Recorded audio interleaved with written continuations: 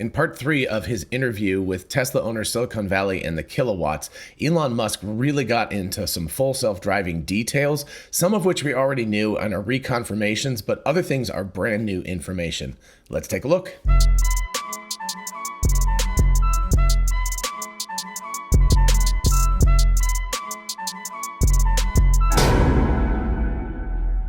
And for those of you interested in investing, check out WeBull, an amazing platform for buying and selling stocks, and now cryptocurrencies like Bitcoin, Dogecoin, and others. Open an account and get a free stock valued at up to $200, and fund your account and get another free stock valued at up to $1,600. Check out the link in the description and help the channel at the same time.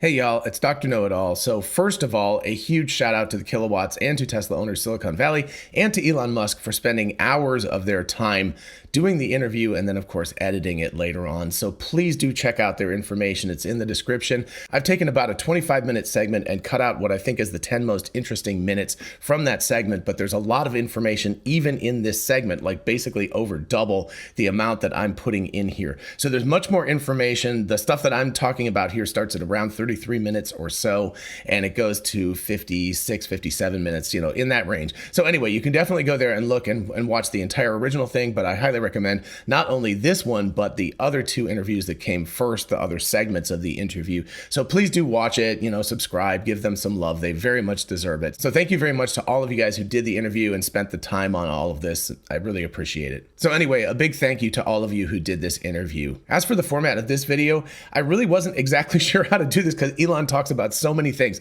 So I think what I'm going to do is just basically a reaction video. So I'm going to play little segments and then do my reaction to those little segments. So the first thing of interest is radar. Let's take a look at that. The sheer amount of work required to do this boggles the mind. Yeah. And to the best of my knowledge, I asked the team, do we know of anyone who is even trying to follow in our footsteps? We don't know of anyone. Solving real-world AI such that a car can drive itself is one of the hardest problems I've ever seen. And it is way harder than I originally thought, by far. And frankly, having radar and ultrasonics was a mistake, radar especially, because radar it allows you to get close to solving it and solve it most of the time, except when you can't lock the radar and the visual neural net. Like radar and vision disagree, which one is right. And so you basically have to get rid of the radar. And once we got rid of the radar, which by the way, was initially strongly opposed by the autopilot team, and now nobody wants the radar back. Is that right? Yeah. I have to lay down the law and say, that radar's coming out, man. Yeah. You can't, that radar is a crutch, and if you're carrying that crutch, you can't run. Radar was contributing more noise than signal at the end of the day. So it's not that it wasn't contributing signal, but it was more noise than signal. And so it had to be removed. And once radar was removed, then it became clear that actually our neural nets are much worse than we think they are. So they were being helped by radar too much. So now just having to use vision. You can't hide behind anything. The vision has to work. The neural net vision has to work. So as you can already tell, there's a lot to unpack in each of these little moments of this video. So first of all, Elon admits that full self-driving is way harder than he thought it was, and it's really, really hard. Later on, and I cut this part, they asked Elon when it was going to come out, and he said this year. So it's an ongoing joke that it's always this year, but he seems really confident, in all honesty, that it's actually going to come out this year. So anyway, that was one element of this that I thought was really interesting, that he's very confident, and we're going to discuss why later on, because there's a lot of reasons for that. But he basically said here that radar was contributing, a lot of noise to the signal. And we already heard about this. Andrej Karpathy has talked about this before in papers and things, that basically there's a sensor fusion issue. If you have two types of sensors, and he included ultrasonics in this as well, and it's possible that they've actually gotten rid of ultrasonics while driving. I'm not sure about that. But anyway, ultrasonics are the little pucks that are on the side and on the front of the car. It's very useful when you're parking because at slow speeds, you can kind of, determine if you're a couple of centimeters away from something else or you're about to hit it or something. So anyway, that's useful for that, but I guess not so much for driving anymore. But anyway, the big thing was the radar and visual systems fusion. So this is relatively old news. The interesting part to me was that Elon was the one who said to everybody, you have to remove the radar. So they removed the radar. And when they did, they discovered that their neural networks sucked. So that's interesting. So what was happening was the radar system was masking or acting as a crutch, as he said, to the vision system. So where the vision system was failing, the radar was picking up and, holding up the system and making it look better than it actually was. So when they removed the radar, it all fell to hell. So obviously things went completely bad and they had to reconstruct things and get a lot better. So the bad news, of course, was that they were depending on this a lot more than they thought and it was a crutch. The good news was once they removed it, they realized that they had a lot more headroom, that, they had to go back and do a whole bunch of work to fix it and get it back where it was. But then they had a whole bunch more headroom to be able to get up to better than human driving level. And the evidence of that was that Elon, basically said, you guys are going to stop using radar. And they were like, oh no. But now the team doesn't want radar back again. So that's interesting also because there have been rumors, and I did a video on this and you can check it out here if you're interested, but I did a video about how radar might be reused again, like a high definition radar or something in the vehicle. But it sounds to me like at least for now, they're going to stick with vision, and that if they do add a radar system eventually, it'll be kind of an extra safety system on top of the base vision system. So it won't absolutely depend on radar like it did before. So anyway, interesting data point. Interesting new information. So now let's turn to the bag of points to vector space and the re-architecture of neural networks. And then there was quite a profound change to go from bag of points neural net to having a neural net interpret that bag of points to figure out what a lane center is. Because previously we were doing that all in C. The neural net architecture is insanely complicated at this point. It's like, that's a lot of layers. That then it'll turn out, oh, actually, we need to delete this layer, put this layer on, and we've re-architected the neural net so many times. At the end of the day, like the streets were designed for eyes and biological neural nets. That's what the entire road system was designed for. So therefore, it makes perfect sense, frankly, that cameras and digital neural nets are required to solve self-driving.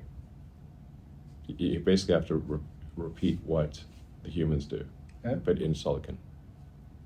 And nothing else will actually solve it.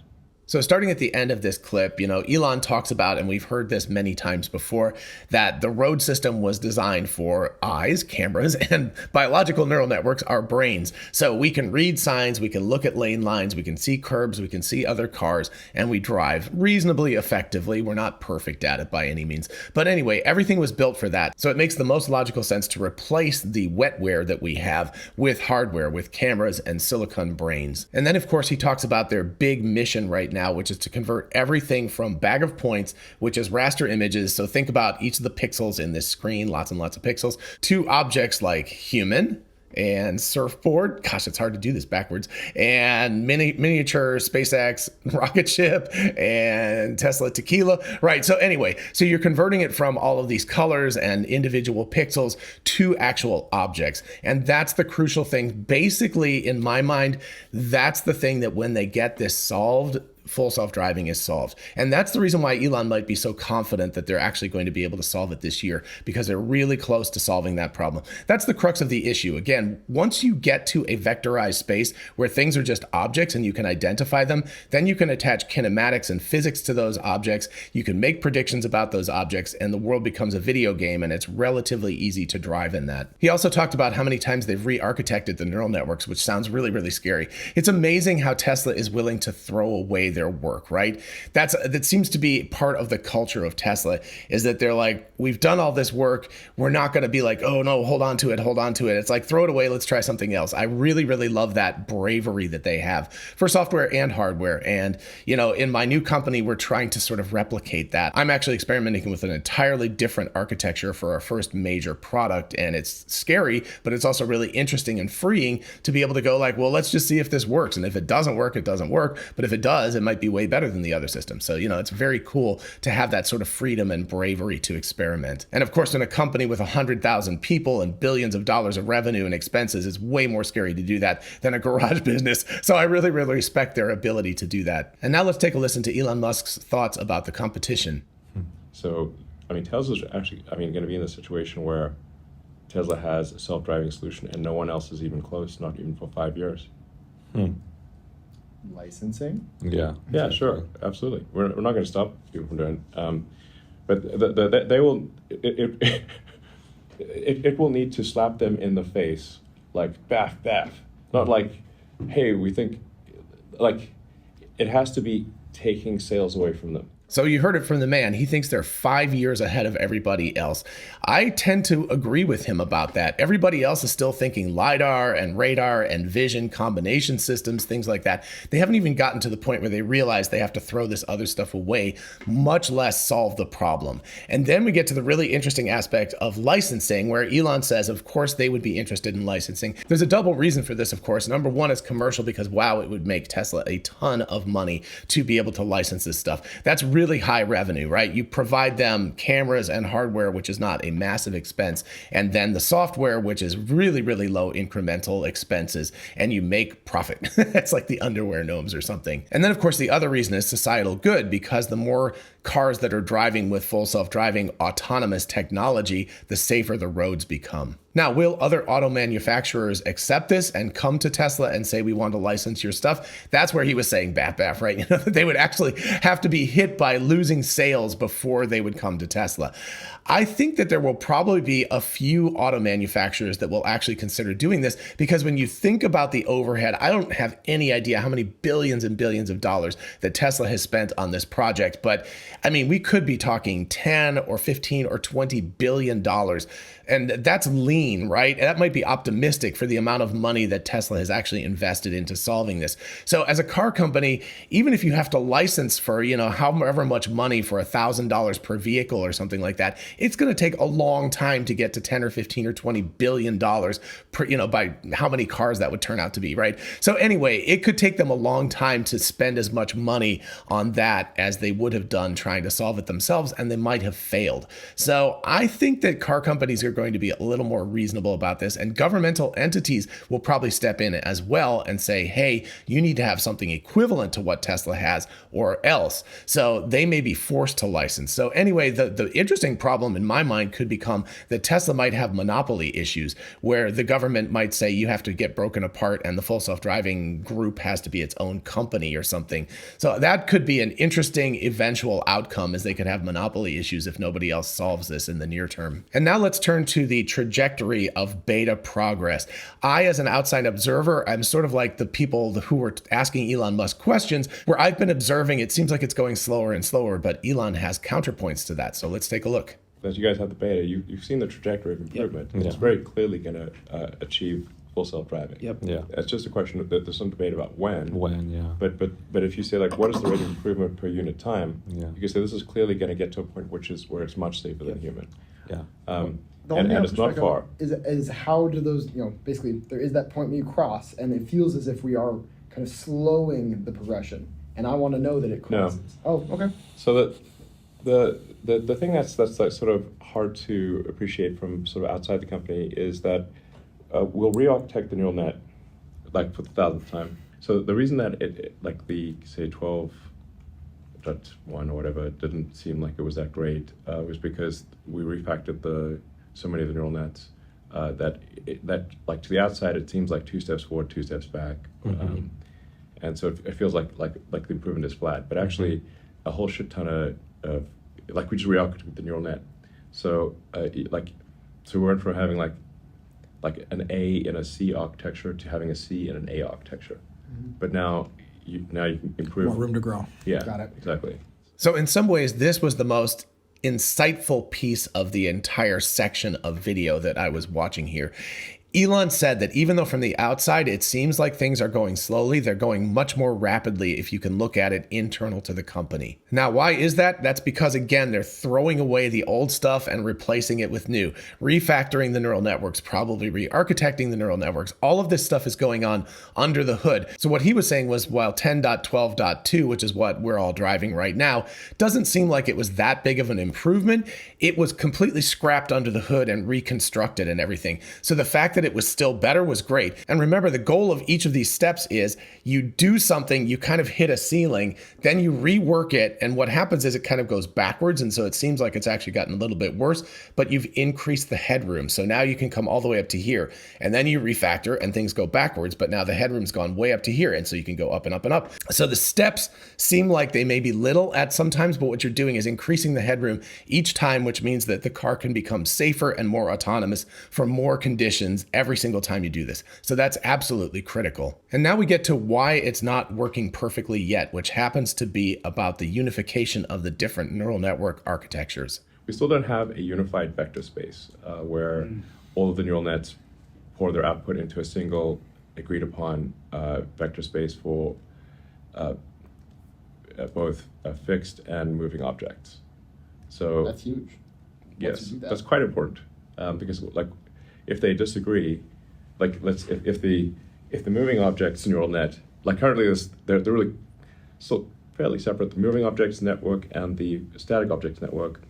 If they disagree on the position of a car, then like you could say, well, this car is in a non-drive space position because of a disagreement between the neural nets.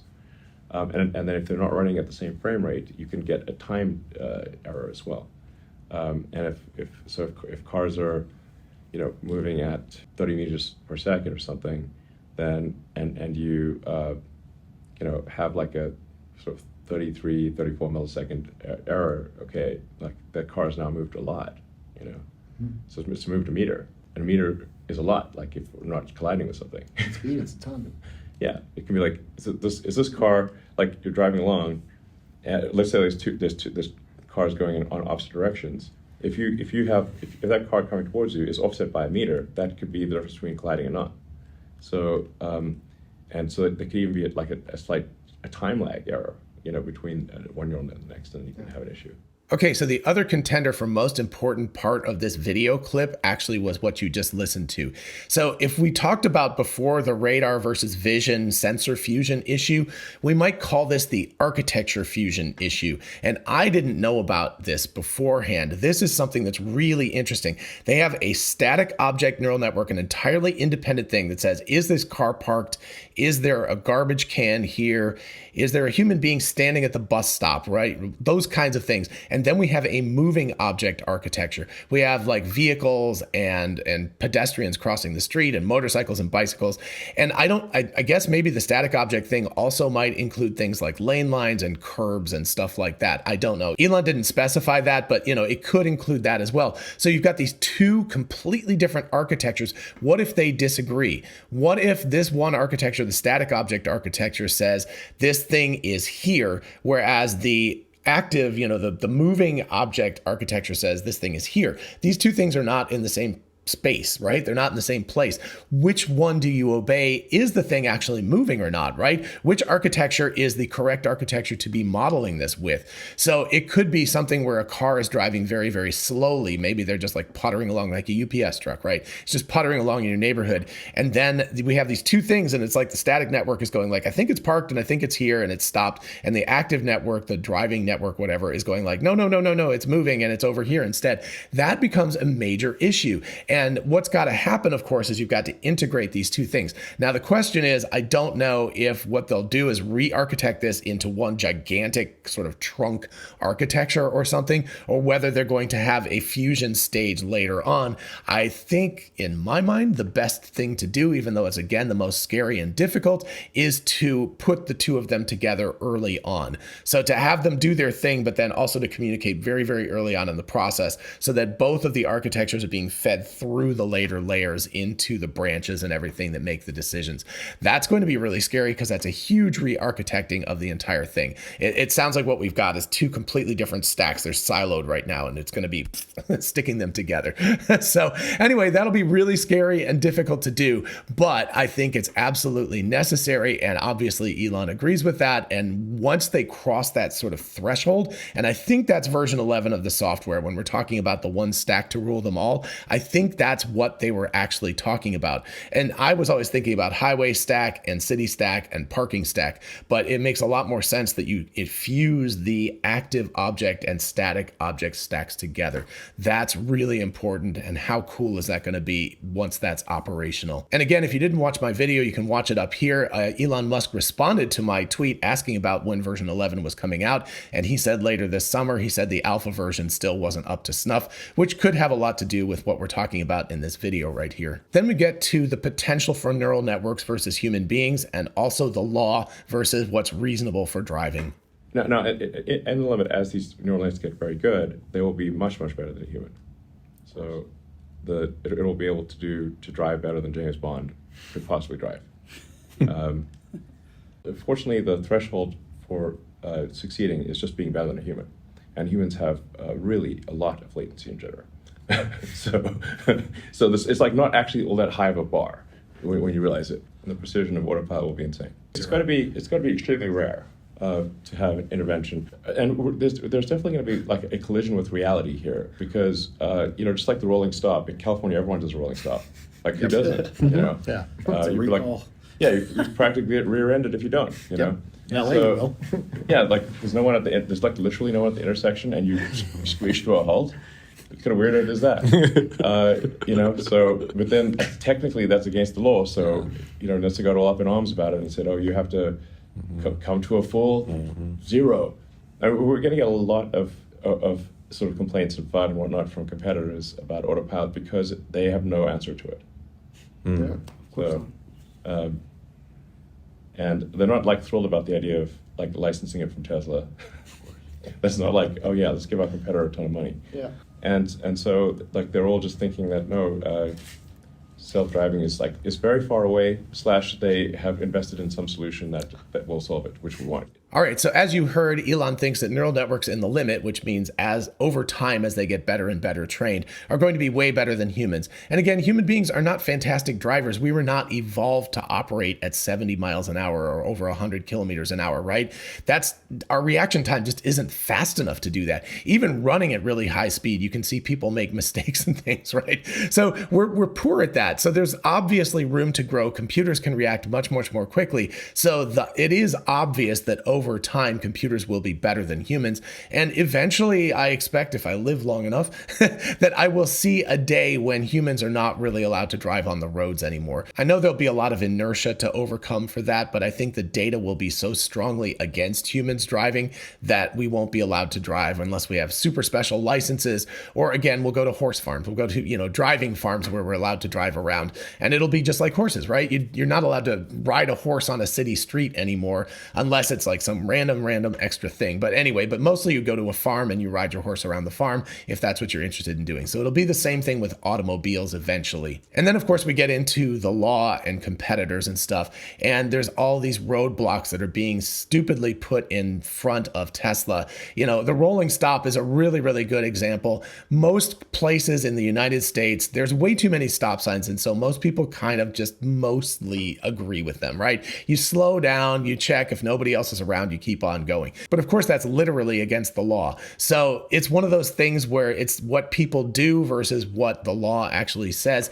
He actually goes into more detail with the part that I cut out. He talks about how NHTSA also has a thing where you always have to say that you're going faster than you actually are. So the car often registers that you're going 1 mile an hour when you're actually stopped. And he says Tesla had to actually send a video showing the wheel stopped and the car registering 1 mile an hour to prove to NHTSA that they were actually stopped, even though it was NHTSA's rule that they actually had to have an overestimation of the speed. So go figure. And of course, we hear about the competitors again and how they're not going to be particularly interested in licensing Tesla's full self-driving technology unless they're actively losing sales because customers are not satisfied about that. And now let's turn to data, and particularly about labeling and how many people are doing labeling at Tesla.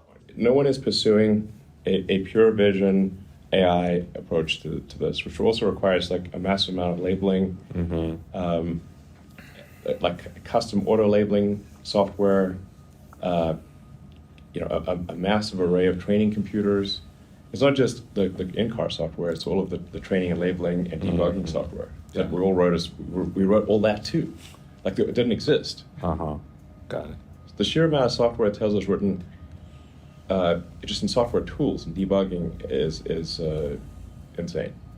And like being able taking the frames of video and like analyzing the frames of video and seeing, this is where it got the error, and this is why. Then the auto labeling software needs to be corrected, and this, like, the auto labeling is in and of itself a massive thing. Yeah, because it's huge. Yeah, and we have like, I think 1,500 human labelers. Wow. Wow. Yeah, but they're amplified probably by a factor of 1,000 by the auto labeling. Okay. At least a factor of 100. Wow. So it's more like having 150,000 labels. Right. Exactly. Like the rate at which you can auto label, and then so when you auto label an entire video segment, that's like thousands of frames that get auto labeled, and then all the human has to do is like say, oh yes, that's correct, or nope, tweak that line slightly over. That's it. And then it corrects the auto labeler, and you feed that back into the auto labeling. Basically, train the auto labeler to auto label, and then you have fewer and fewer errors over time. Yeah. And you trust that human was correct? No, we don't. There's a lot of training examples, and you just trust that the error statistically is rare for the error to occur. All right, so first of all, we had heard before around 1,000 labelers at Tesla. Now we heard 1,500 that he guessed. But the really important critical part of this is how effective the software is to be able to do this. And basically, they've built an entire other neural network stack or group of stacks or things like that that actually is just trained to learn to auto label. So essentially what happens is, I assume humans gave it a bunch of data at the beginning that said, this is what correct labeling of this video sequence. So remember, it's not individual pictures now, it's video sequences. So it's like, where is the center line, or where is this vehicle, or where are the curb lines or things? So they've got these sort of vectors that they draw out, and they gave this to these neural network stacks that then learn the basics of it. And then humans look at it when it outputs it, and they make corrections. And if they make corrections, it feeds back into the neural network stack so it learns. So basically, the neural network is learning to label by itself. And thus, Elon says that they're actually able to effectively have about 150,000 labelers because the auto labeling system is so effective. And remember, for things that are just repetitive stuff over and over again, a computer is going to be way, way faster than a human being. So this is incredibly good news. This is really, really bullish for Tesla. The fact that they're able to auto label so much stuff as if they had a team of 150,000 computers out there, right? And I mean that as in the old-fashioned computers that were human beings that sat next to their little calculators and calculated things out, right? It's like the old computer people, human beings, 150,000 of them are in these machines because of the effectiveness of neural networks. That's really cool. And then we turn to us humans again and what happens when we make mistakes and how that actually really negatively impacts training. A number of the improvements have been us going through the auto labeling software and saying, like, why is the probability of this thing not much higher than we think it should be? And there are a number of cases it's been because of a very serious mislabeling error. So then what the neural net will think is that the vast majority of the time the line is over there, but every now and again it's over here. And it's like, no, it's still over here. That was just a labeling error. So it actually tries to compensate for it's statistics. So it's like, oh, there's an old distribution, and there's a little hump over here. No, there's not a little hump over here. That's just mislabeling. delete. Oh, now everything's on. Now it works. So some of these, like a significant mislabeling error, it can have quite a significant reduction in the effectiveness of the neural net. So wow, really, really fascinating. The end of what he said, like one labeling error or one small group of labeling errors can really, really throw off the training. And it could be interesting. I'm sure there's a lot of cases where they've trained and trained and trained, and they're like, why can we never get the error down below a certain point? And then they went back and looked at the data and they were like, geez, there it is right there. You got bad data. Bad data is a really critical problem with neural network training, because if you don't catch it, it can throw everything off. Like Elon said, everything is statistics with neural networks. Basically, it says, where is the lane line, or where is that other car? It's not like what we think about where it's just this localized thing. It's actually a probability distribution where that car or that lane line is. And if you throw that probability distribution off, like he said, if you had a little hump over here, it's like, well, I think it's over here, but it might be over here also. And it might be over here and it might be over here. So it might be flickering back and forth because of bad data. So good data input is critical to this. And believe me, I know, because we're having problems with that too. We're really working hard on the front end to make sure we have a lot of quality control over the data before it goes into the pipeline. Because if something passes through, you know, if you have 10 million bits of data, it's like, how do you go back and find that after the fact? That's really, really hard. So I understand this is, you know, it sounds like, oh yeah, bad data, you just go find it. But yeah, well, how do you do that? How do you look through 10 million video sequences or something to find the 5 of them that were mislabeled? That's really, really hard work. So anyway, I can see why this is something that would go through and would catch things and would really cause problems. So probably what they do is when they get a neural network architecture that they think should work, and they're like, it's not working, they ask the question, why is it not working? And they may have somebody go through, or a team of people go through and look at the data and see if they can find where it went wrong. And finally, let's turn to more societal aspects of this. Let's turn to the fact that we're always going to have a negative bias about full self-driving, which means that every time a person is saved or doesn't have an accident or doesn't die because autopilot saves their life, nobody's going to notice for the most part. But when inevitably somebody does get injured or get into an accident, or God forbid they pass away or something like that, then it's going to be all in the press and everything's going to go to hell. So let's take a look at what Elon has to say about that. I mean, when we started down that autopilot path, I was actually somebody said like, oh yeah, well, you know, there's like somebody had said like, well, you're not going to be, you're going to get no praise for the whatever 90% of people you save, and you're going to be sued by the 10% of people you don't.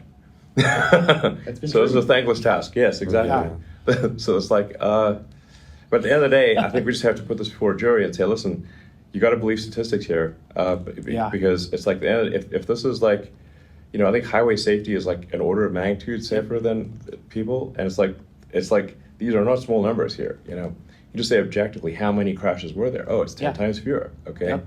So, like, then the company that massively reduces deaths and accidents should not be penalized for the few that do occur. So, like, when the fleet is autonomous, let's say at that point, the problem, like, accidents will be insanely rare, like 100 times less or more than what they are right now. Yep. Anyway, like, either way, we're just going to keep doing it.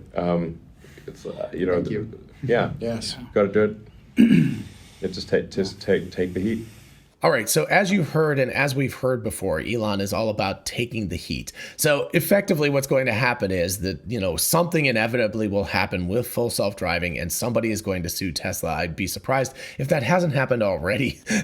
But anyway, the more the full self-driving and autonomous vehicles are out there, right now Tesla can say like it's the user's fault, right? We're driving the car, we're responsible for it. But eventually a switch is going to get flipped where Tesla is legally responsible for the vehicle because they're saying you as a driver can take your hands off the wheel and go to sleep if you want. And at that point, when an accident happens, not if, because it will happen. Again, a car could just drive into you, right? You know, you have nothing to do with that. You can't help it.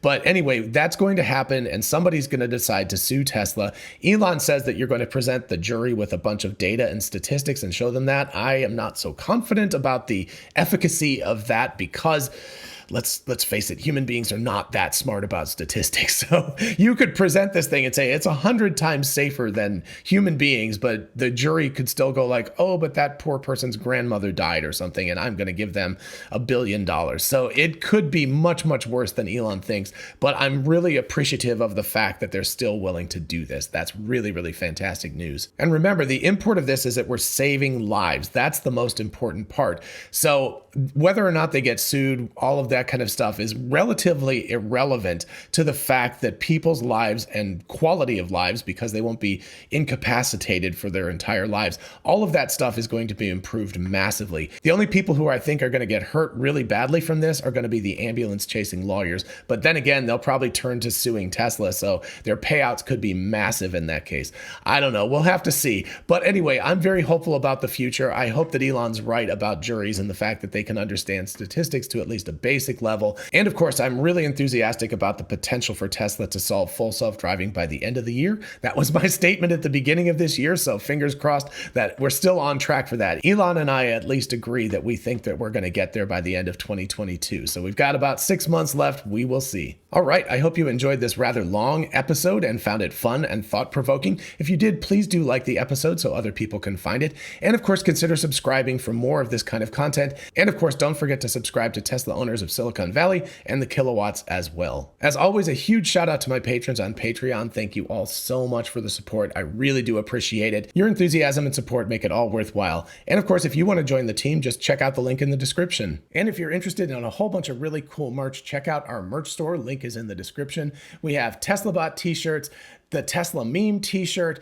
success is a possible outcome, 4680 battery cells. All of that stuff is on t-shirts, mugs, tumblers, and on. So check it out. And for those of you interested in investing, check out WeBull, an amazing platform for buying and selling stocks, and now cryptocurrencies like Bitcoin, Dogecoin, and others. Open an account and get a free stock valued at up to $200, and fund your account and get another free stock valued at up to $1,600.